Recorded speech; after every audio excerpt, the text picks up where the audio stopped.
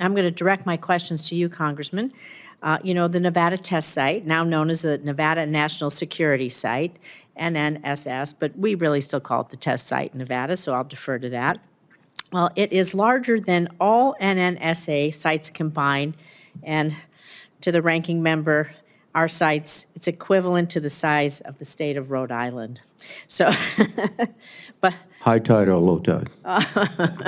we'll strike that from the record. There you go. Anyway, the Nevada Test Site has played a critical role in nuclear weapons development. It was ground zero for the majority of the United States explosive nuclear testing from 1951 to 1992, when 100 atmospheric and 828 underground tests were conducted. During this era, which we must not ever return to, millions of people and acres of land were contaminated by radiation.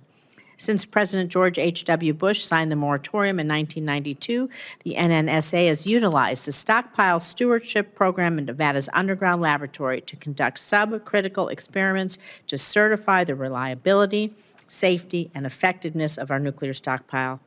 What we're doing in Nevada is working.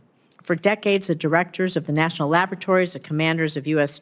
Strategic Command, the secretaries of Defense and Energy, including through the entirety of the first Trump administration, have annually certified the military effectiveness of our stockpile. Nonetheless, some in President Trump's orbit have suggested that the U.S. should resume explosive nuclear testing. Can you imagine that? Despite no evidence supporting this position. And if it is above ground explosive testing, the amount of exposure and destruction would be felt worldwide. So in addition to placing Nevadans at risk, experts warn that breaking the moratorium would likely prompt Russia and China to follow, as they have more to gain from testing than we do, given our superior scientific and computer modeling capabilities. This could ignite a dangerous, deadly, and costly nuclear arms race for no reason. So, Congressman Williams, if President Trump were to ask your advice about returning to explosive nuclear tests, how would you counsel him on the national security implications, and what would you recommend?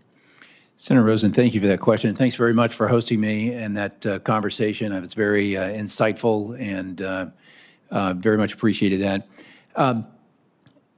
As you pointed out, we have 928 tests, nuclear tests that we performed, more than any other nation. And we collected more data than anyone else.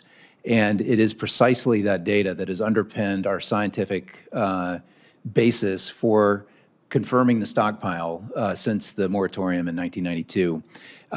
The decision whether to continue testing, critical testing, supercritical testing,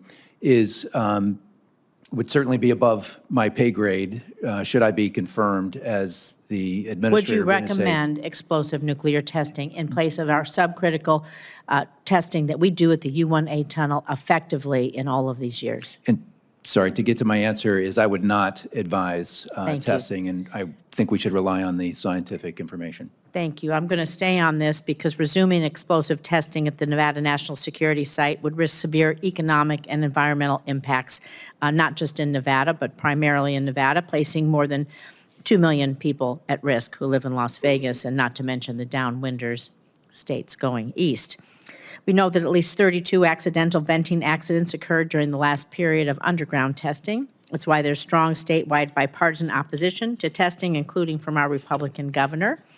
So again, Congressman Williams, how would the risks of radiological release and groundwater contamination posed by underground nuclear testing, along with the risk to Las Vegas economy, feature in your advice to the President if he were even to indicate interest in resuming even below ground or any type of explosive nuclear testing? Senator, thank you for the question. My primary concern would be for our deterrence, that we're deterring our enemies. The environmental impact, of course, would be very important and impactful to the citizens of Nevada. And I think before those kinds of activities were to take place, particularly so close to a populated area like Nevada, those would be very important considerations. Thank you.